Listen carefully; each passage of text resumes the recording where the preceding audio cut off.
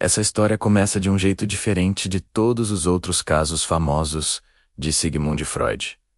Diferente porque Freud não atendeu o paciente em seu consultório. Diferente porque o paciente era apenas uma criança. Diferente porque quem fazia as perguntas, anotava as respostas e acompanhava o dia a dia do menino era o próprio pai. Assim começa a história do pequeno Hans, um dos casos mais importantes para entender a fobia infantil. Hans tinha apenas 5 anos quando começou a sentir um medo intenso e aparentemente sem sentido. Ele tinha pavor de cavalos. Não era um medo comum. Hans tinha medo de sair de casa, medo de passar pelas ruas, medo de que um cavalo o mordesse ou caísse sobre ele. Esse medo passou a controlar sua rotina e a preocupar profundamente seus pais. O pai de Hans era um homem atento e interessado nas ideias de Freud.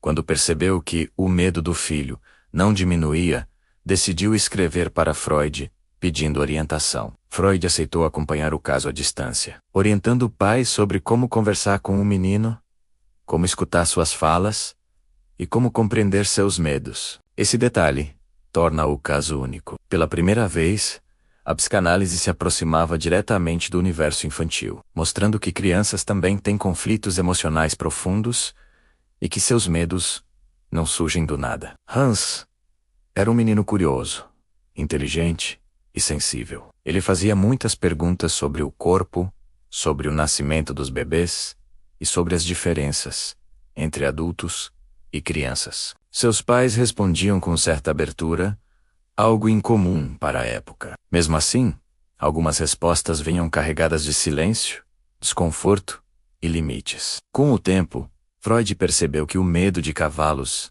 não era o verdadeiro problema. O cavalo era apenas um símbolo, um disfarce que a mente do menino encontrou para expressar algo mais profundo. Aqui vale um aviso importante. Fique até o final dessa história porque que parece apenas um medo infantil, revela como a mente da criança lida com sentimentos complexos e como a psicanálise aprendeu a escutar a infância.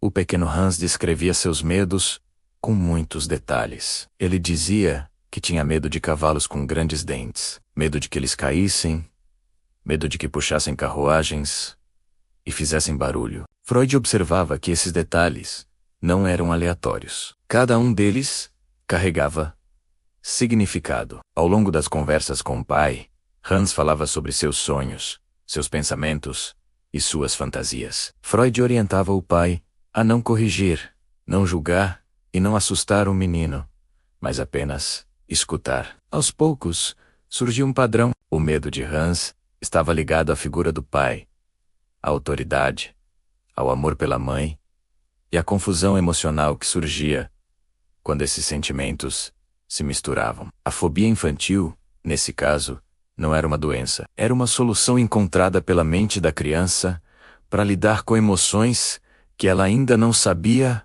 nomear. Freud percebeu que o medo do cavalo representava um medo inconsciente relacionado ao pai. O cavalo grande, forte e com dentes, simbolizava uma figura de autoridade, que podia punir ou afastar Hans da mãe. Essa ideia foi revolucionária. Mostrava que a criança sente, deseja, teme e cria explicações próprias para o mundo emocional ao seu redor. Se você chegou até aqui, continue ouvindo. Ficar até o final é essencial para entender por que o caso do pequeno Hans mudou a forma como adultos enxergam os medos das crianças. Freud também observou que Hans falava sobre o nascimento dos bebês de forma confusa e fantasiosa. Ele acreditava que bebês surgiam de maneiras estranhas e assustadoras. Essas fantasias revelavam como a criança tenta compreender temas complexos com as ferramentas que tem. O medo do cavalo surgia com mais força quando Hans precisava sair de casa